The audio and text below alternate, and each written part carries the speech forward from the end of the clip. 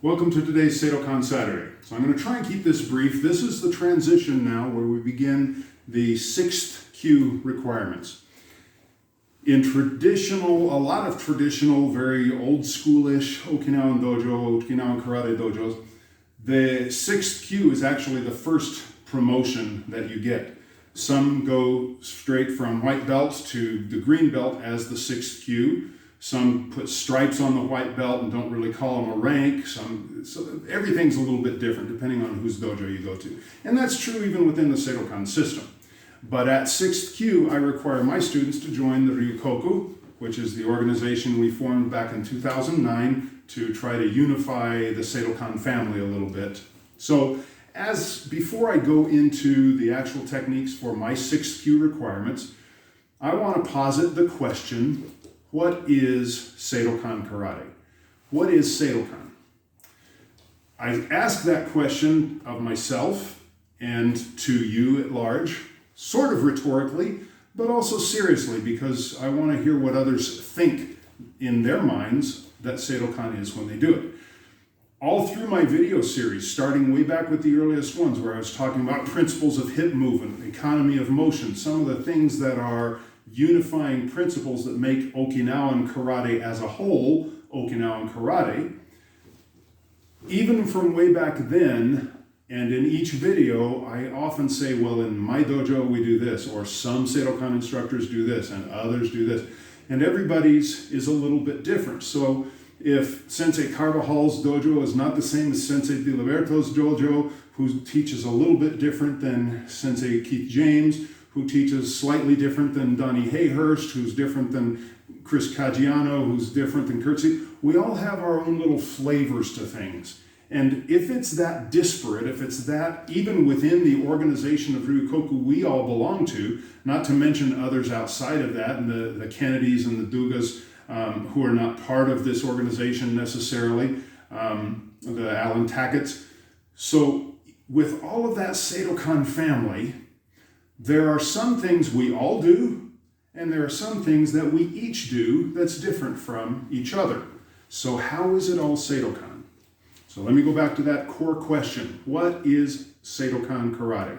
At its root, the simplest answer is Seidokan karate is the karate that Master Shion Toma created with a set syllabus of kata, tuidi or toire, and kobudo that he taught. That core syllabus and the 11 yakusoku kumite, the basic 11, that core syllabus is the foundation of Seidokan. At certain points in Master Toma's development, as he was establishing himself and his teaching, there were changes. And so what he taught in 1968 when he began Seidokan, with the permission of Seikichi Uehara, his teacher, who learned from Choyu Motobu, who was brother of Choki Motobu, who had that. Okay. Back from all of that lineage, when Master Toma declared, this is my dojo, I'm calling it the Seidokan, and it became the name of a style, that was the core curriculum. The kata that we do, the Shorin-ryu-based kata that we do, even though he had studied Seisan as a Goju kata, and then shifted and started performing it the Shorin-ryu way, which is different, even though there's sort of a structural similarity. So all through his teaching and establishing of Seidokan, certain things were added. Somebody mentioned at the 2009 Taikai, where Ryukoku was established, that Pasai Sho wasn't necessarily, or that the individual who mentioned it, I'm trying to remember who it was, said that wasn't even in the curriculum of Sensei Toma originally. They did Pasai, but not Pasai Sho. So, and the Sanchin kata that he did was basically the Goju version, and some learned it early on, but later on he taught it less. So basically Seidokan has even evolved with Master Toma, but that is what Seidokan is. The core kata, the 5 pinyans, Seisan, Anaku, Wansu, Pasai, Pasai Sho, Naihanchi, Goju Shiho, Shinto, Kushanku, and then the staff forms, which are Tokumini no Kun, Toma no Kun, which originally was called Kihon Bo. We've renamed it as Toma no Kun in honor of that being his lineage. Toma no Sai, Kama, and Sai, Kama, what am I leaving out? Tonfa, thank you. And look at my wall. Sai, Kama, and Tonfa. And those we all call after Toma, even though in actual Kobudo they have other source lineages. They're similar to the Odo and Matayoshi origins, but they've been Seidokanized. So that's the core. The kata that we do, the basic 11, the kobudo that we do, and the tweety. The tweety that we do comes from Uehara's version of Motoburyu, but even Toma performed it differently because he did it in a much more combative, forceful style than the more Okinawan dance style that was taught under Seikichi Uehara. So even that became Seidokanized. That's what Seidokan is at its root. But now, let's look at all of the different teachers. All of the different teachers that I previously named each have their core of what we do, but even within that, there are slight differences. When we turn, do we step back or do we step forward? Do I go at a 45-degree angle or a 90? And there are slight differences that have evolved. Part of that, again, comes from at what point during Toma's evolution we learned the kata, but some of it is individual adaptations to how we interpret or feel the kata is. We're still, I would say, from all of the instructors that I named, and we've done kata side by side, we're still within 5% more or less being identical, even with all the disparate body types, ages, study periods. So that core is maintained. The basic 11, some people do a little differently. Some may step back, some may step forward. Slight differences are going to occur, but the foundation and core is close enough that you can recognize that we're doing essentially the same thing. So why don't we totally unify and say, no, it's done this way? Well, partly it goes back to the fact that, as I said, Toma was evolving and taught at different stages in his own evolution. But more than that, we always go back to Toma's favorite saying, both okay.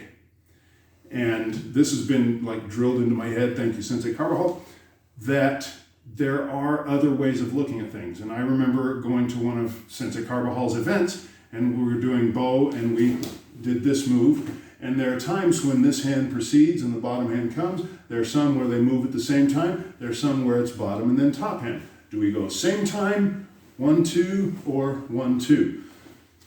And so he brought that up, and I was doing it one way while others were doing it a different way, and he said, okay, show me how you did that. And I did it, and I did it differently than what he'd seen me do previously.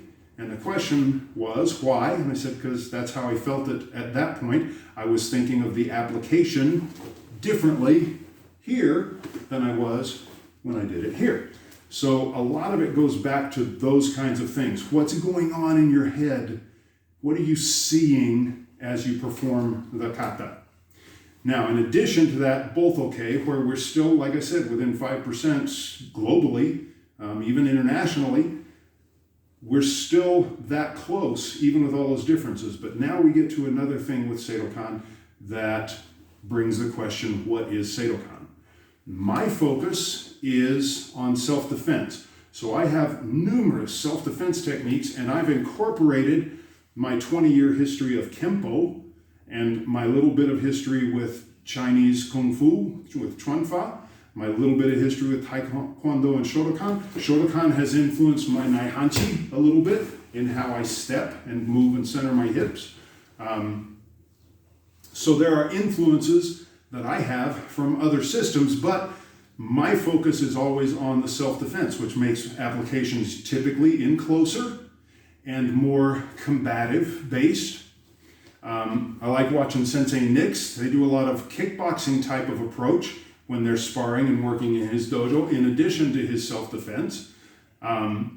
Sensei Carvajal has added a lot of the EI into his teaching, and there's a flavor of that influences even his Seidokan residually. Sensei Sieber has done a lot of jiu-jitsu, studying under, I think it's Miguel Ibarra, and that jiu-jitsu system.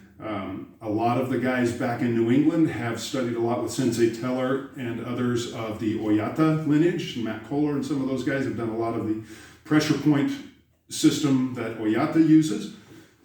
Keith James, while he was on Okinawa, spent a large amount of time in Yamauchi's dojo, so his karate is very Tweedy-centric. Sensei Hayhurst, also very Tweedy-centric, but his comes from his pursuit of historical sourcing of all of our Seidokan material. So while there are little additions here and there and other categorizations here and there, we go back to what is Seidokan. Seidokan is the art that Toma established in 1968 with this core of kata, with this core of yakusoku, with this core of Tweedy, and this core of kobudo. And from that, the flavors that are added by each individual's instructor is just an extra scoop on the cone, or maybe just a different brand of sprinkles on the cone with no extra scoop, but we're all part of that same Seidokan family. So hopefully as I teach my flavor of Seidokan, it's not divisive, but rather just another perspective of what that whole of Seidokan that Master Toma started, where we can look at each other and say, both okay, but still adhere to common principles of Okinawan karate, of economy of motion, power, using the hips, using the stances that are unique in our kata to our versions of the kata. And as we do that in our own way, we are preserving the Seidokan that we know. The more we can get together, obviously, as instructors and share, the more we can have that common knowledge, which is exactly how it started in 1968, because there was a huge gathering where the first 10th degrees were promoted on Okinawa ever, and where the research society, the Zen Ryukyu Karate Research Society was formed, which Master Uehara and Toma were both members of, and both were promoted to 10th degree black belt. So as long as we keep that core where everybody got together, Toma established it, so it was like this broad base of knowledge. Toma brought it together, created this, and now as we, his next generations, we're funneling it out, and it's sort of becoming spread, but hopefully the bole of the tree, the trunk and the roots, are common to all of us. To me, that's Seidokan. I like the freedom of the Ryukoku, of Seidokan itself, to incorporate my flavor and my taste, and I like the grounding of the core information of the kata, kobudo, Tweedy, and basic 11 that give us that center from which to work as we expand ourselves as karateka and as Seidokan practitioners. If you have other thoughts, I'd love to hear them. To you, what is Seidokan? What does it mean to you? If I say, what is Seidokan? What comes to mind? What is your answer?